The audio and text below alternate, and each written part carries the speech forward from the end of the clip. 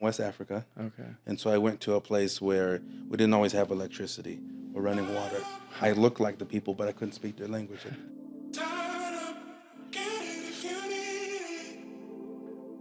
Why'd you go atheist? It's a lot easier to believe that there is not a God rather than to believe he hates you. I was struck by lightning. Life and existence is this incredible mystery. That's the point of life, is that I don't know, but I believe. But I want to be able to show people that the gospel is cool and like God is cool.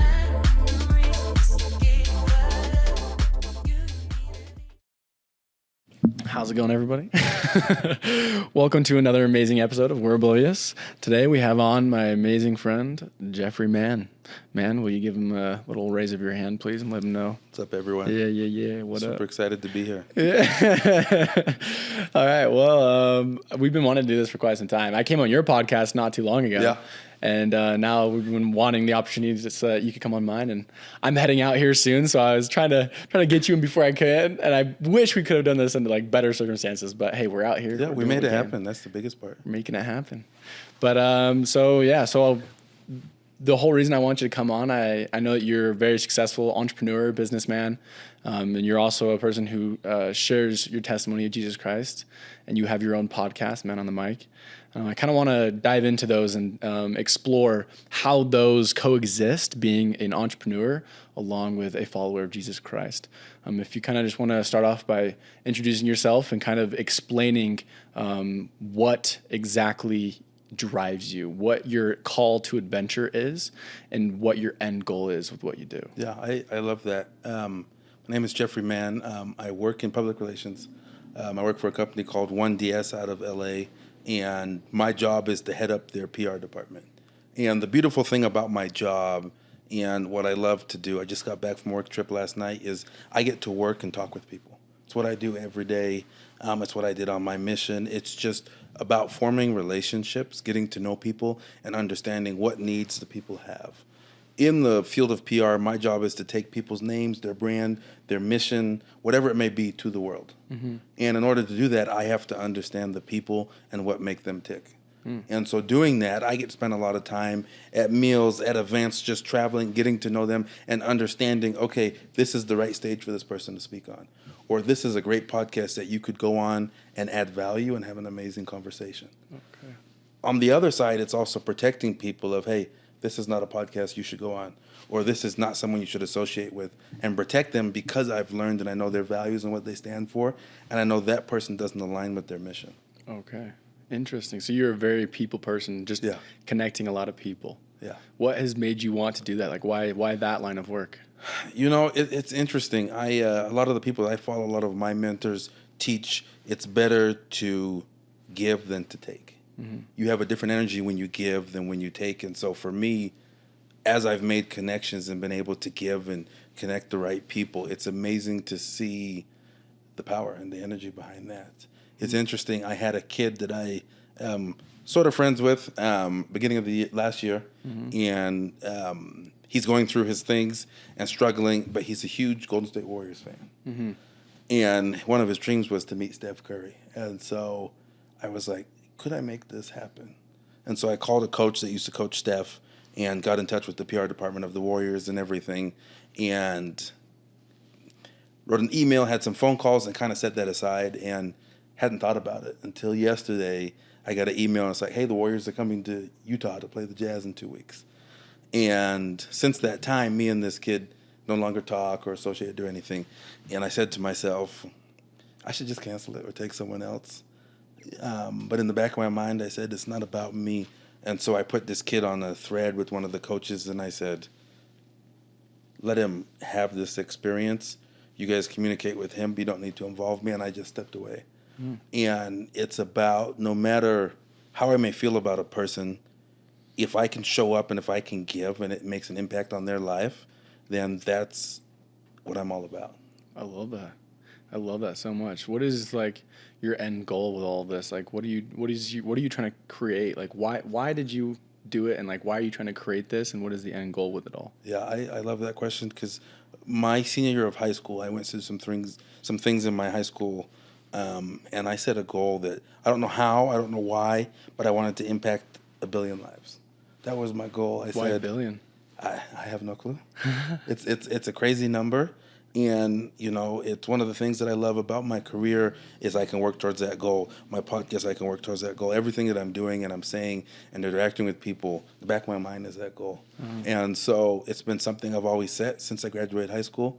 And I'll have months or weeks that I'm better at it than others. And I always go back to it and, okay, if this was the goal, then how do I lean into it? How do I play full out? And so that's kind of my why for what I do. The beautiful thing is because it does play into my career, it does pay the bills. It does allow me to have a job and excel at that job because I do that. And so it kind of works on both sides for me. I love that. How have you made it so that you can allow that to pay your bills? Like, how have you set that up so that you can pay your bills with this dream of yours that you have had since you were young? Yeah. I think for me it was, I went to Utah Valley University, graduated in PR and marketing, and I found myself connecting with professors who were linking me to go speak at events, go, hey, you need to meet this person. And through those conversations, it led to jobs and opportunities. Yeah. Every job that I've had since I graduated high school is because I knew someone, not so much what I know. And so people can add value on what I do and what I can help them with. And so that falls on other people's ears. And they're like, hey, we need to reach out and hire this person. Yeah. And it's been a blessing, but it's also been a curse because you have to have a balance of working so much and also having a life for yourself. Right. I think that takes a lot of courage. It can be a scary thing to kind of get yourself out there and start talking to those people, just because it seems like those people aren't going to really care about you and care what you have to say. But just by being out there, no one else is really willing to do it. But it takes a lot of courage to be able to get yourself out there. Yeah. How have you seen, like, how turning to God and having God help you through all those things, how have you seen his hand in your life as you tried to create this life for yourself? I think understanding the principles and that God is the foundation for everything. It allows me my moral compass. It allows me to know what my standards are. And the beautiful thing is when you meet people and connect and you are firm on these are my standards, this is what I do, this is what I won't do, people respect that and they honor that. And so for me, as I've leaned into this is my faith, this is what I believe, this is what I don't do, it allows me to be at places where I feel comfortable, where I feel safe, and people don't put me somewhere where it may question my morals or my values because they know this is who Jeff is. And it's a big part of me. I like that. I like that. Well, as you're talking about your faith, now I'm curious because most of what we talk about here on this podcast is having to do with people's faith and their beliefs. And I always find it so interesting how a lot of times people find ways to allow those things to coexist where they have that faith and that belief, but they're also allowing themselves to still go out and create and to have enough money to keep themselves alive. Yeah. But what is your conversion story like? What led you to do those things morally? Because it sounds like going out and doing those things for other people sounds a very morally correct thing to be doing. Yeah. Almost as if you probably got that from something having to do with any religious affiliations or something.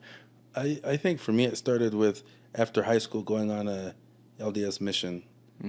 It forces you to be comfortable being uncomfortable. Where'd you go? Served in West Africa. Okay. And so I went to a place where we didn't always have electricity or running water. I looked like the people, but I couldn't speak their language at the time. Yeah. Which is a whole different barrier. But I also went through when the Church of Jesus Christ of Latter-day Saints adjusted the age of missionaries.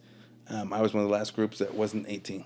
Oh, really? And so it also allowed me to have to understand a whole group of kids because here we are in the villages of Africa with a bunch of 18-year-olds from Utah, Idaho, Montana, and who've never been away from home. Right. They've never had to do their own laundry. They've never had to get water from a well. Right. And so you learn to have not only patience, but compassion and understanding for their situation. But my mission really is what started me in that space. I remember a few months into my mission, there was a conference talk by President Monson, and he said, we need to see others not as they are at present, but as they may become. And for me, it's like a switch went on, and a light came on, and it just, for me, I was like, okay, I've been viewing these people in a certain way, but how can this person become?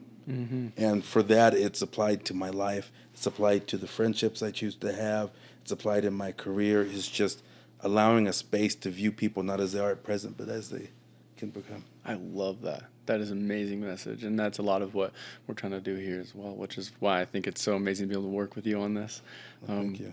But what led you to go on your mission? Why'd you go on your mission, and kind of share your story as to how you were converted to Jesus Christ? Yeah. Because I think that story looks different for everybody. But when did that moment happen, and what did it look like? You know, for me, I honestly think it was when I was younger, and I'm not perfect now, but I had severe anger management issues, and would get in fights and different things. And so I went to a wilderness therapy camp in southern Utah. And I remember on that camp, they have one, it's like solo, so you're by yourself. And if you don't make your own fire, you don't eat. I mean, everything is up to you. Build your shelter, everything. You can run away, and they're not coming to get you. Like, your life is signed over. And in fact, a lot of the stuff that they did is now illegal. And kids, because I was 14 when I went. No and now you have to be 18 or 21 to go to this camp. No way. I mean, I got frostbite on 2 toes. I remember do you know what a cow trough is? Yeah. So that's where we drank water. You're lying. It's the only place. Like to with a get cup, water. or you would like be in there with your hands. I did both. No way. I did both. No way. And wherever you got water, you got water. Oh my. And when you ran out of food, that was it. How long were you there for? 3.5 months. Oh my gosh. And it was a hard stretch because I was there through Thanksgiving, Christmas, and my birthday. Wow. And then in the meantime, while I was there, my dad was called as a mission president. And so I got the notice that, hey, when you come home, we're moving to Africa. Wow. And so on that, I was just miserable and couldn't make fire, was not eating food, was not healthy. And I had a conversation with God, and it's the first time that I was kind of that feeling of, can you hear me now? And for me, I think that's really when I first knew that there was a higher power than me, truly myself. Fast forward, going on a mission and being able to just see little things like my dad served as a mission president and ordained a kid in southern Africa to the Melchizedek priesthood. Wow. Years later, I get called on a mission, and that kid is my trainer. You're lying. And my first companion. No way. Dead serious. Oh my gosh. And so it was just little things like that I was like, okay, something's happening for a reason. I think the other thing for me is I have a different mission experience than most because my dad was doing self-reliance work for the church with my mom. And a year into my mission, the church assigned my parents to my mission. Wow. No way. And so I'd be riding my bike, my mom drives by, and No I'm way. in meetings, my parents are in the next How room. is that even allowed? And so I spent a year and a half in one area on the far opposite end from my parents, but it forced me to work. Yeah. Because in your head, it's like, oh, my parents are right there. I could go home. I could be comfortable. Oh, I'm running out of food. I could call mom. Hey, I need this. And so it forced me to work harder and to pour into the people that I was called to serve. And by the end, you wouldn't know if I was African or African American. I could speak the language. I was comfortable with the people. It was, for me, it was an amazing time. And so I think that's really when I was converted. And then after my mission, coming back, and every ward I was in, I was the ward mission leader. Awesome. They kept calling me finally, the 7th ward, I was like, Bishop, I can't. No more. I need something else. But I did that, and I taught mission prep, and it goes back to I was meant to talk and communicate with people. Yeah. I had it in church, in business, in life, and so it's just the way that I've shaped and kind of created my life and where I'm at. Yeah. That's amazing. I mean, I've never been to Africa. I've always wanted to go, but I've never been to Africa. Did you feel any sort of segregation in any way being there, not fully being native or from there? Yes. What did that look like? Like, what was that relationship at first for you? It's difficult because they don't grasp the fact that you don't speak their language. Yeah. And they'll speak to you in the language. So they assume that you do, and then once they find out you don't, what's the reaction like? Some of it could be anger. Some parts of Africa I live in, some of it could be danger. Yeah. They don't like foreigners. But it would just be annoying to try and order something and they're not speaking to you in English. Yeah. And so I got to the point where I could probably communicate in about 6 different African languages. Oh, wow. And I just said, I am one with the people. It goes back, I think, to the Bible. One of my favorite people is Paul, because he said, to the Jews I became a Jew, to the weak I became a weak. He adapted himself to the people. And when you looked at when Paul would teach in different cities, he would reference poets in that city. Right. Even if the poet was not of his faith, he understood that this is someone who the people look up to, and if I reference them, they'll understand me better and I can reach them better. Oh, okay. And so through studying him and just the way that he taught, I just knew I had to adapt myself to become like them so we could then have an understanding. That's smart. I like that. Have you ever seen any sort of segregation or misjudgment within the church for yourself? I think so. It's funny. After my mission, I'd go back to mission farewells, and everyone would think I was like a recent convert, Really? or the missionary baptized me. How'd you deal with that? I just laughed it off, and then I just stopped going to the homecomings. I think the other thing is, and you have your battles. I have friends who tell me, how are you a member of the Church of Jesus Christ of Latter-day Saints, and how are you black? Yeah. Because, they look up so much negative stuff, and I always go back to the doctrine is perfect, but the people are not. And so if we're in this faith for the people, of course you're going to get offended. Of course you're not going to agree with everything. But if you study the actual doctrine and the teachings of Jesus Christ, then you're in the right place and you understand the foundation. I love that. Yeah, it's a very the gospel is a very personal thing for a lot of people. I mean, if we get too caught up on what other people are saying, how other people view it, sometimes that can alter the way that we see it, or we alter the way that we feel viewed or view others. Whereas if we kind of just like take that step back for a second and be like, yo, my relationship isn't with this bishop or with this stake president. My relationship is with God. Yeah. Like this is the only thing that truly matters. These people are just instruments. They're helping me get to where I need to be. But even sometimes like we're all men. Yeah. Nobody's perfect. Like sometimes people are going to mess up. That doesn't make anything that they're saying or anything that they're teaching as far as the gospel principles wrong. It just might mean that some of the things that get to their pride or their ego, sometimes those can be a little skewed. And so I love that, because I always look back and I see a lot of people will complain about the culture a lot in the church. And sometimes I like to kind of go back and be like, yo, like it's, I try myself to not get too caught up in the culture, because you got to realize that they're the same as me. I'm going to mess up sometimes, and so are they. I got to just realize that, like what they say can help me sometimes, but sometimes this is what really matters, just me and God. But I have one last question for you, kind of before we wrap up here. But I like to usually end off my podcast by asking my guests to kind of describe what you think makes you unique. Like, what makes you important and you special? Like, what do you bring to the world that you feel like is unique that not a lot of people have? That's a deep question. I think I would start. I always say, I am, who I'm not, I'll never be. I think that for me, and understanding that and being okay with that has allowed me to see the value that I can bring to the world in just being myself. So many times we try to wear a mask or be something that society thinks we need to be, and that's not the way God intended it or created us to be. And so when we try to shape ourselves or change ourselves to please other people, we're not happy. And so for me, I think the value I bring is people get to meet Jeff. The good, the bad, and the ugly. And through that, they realize that, hey, I can be my authentic self and have a career and have good friendships. It doesn't have to be this perfect thing that is fake in order for us to thrive.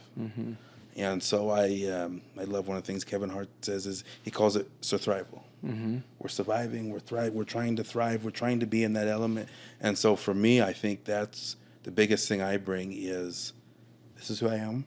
You can love me, you can hate me, but that can't affect me. I have to live my life as I intended to be, and those that are meant to connect with me will, and those who aren't will depart. love that. I love that. And I myself, I've seen that authentic side of you.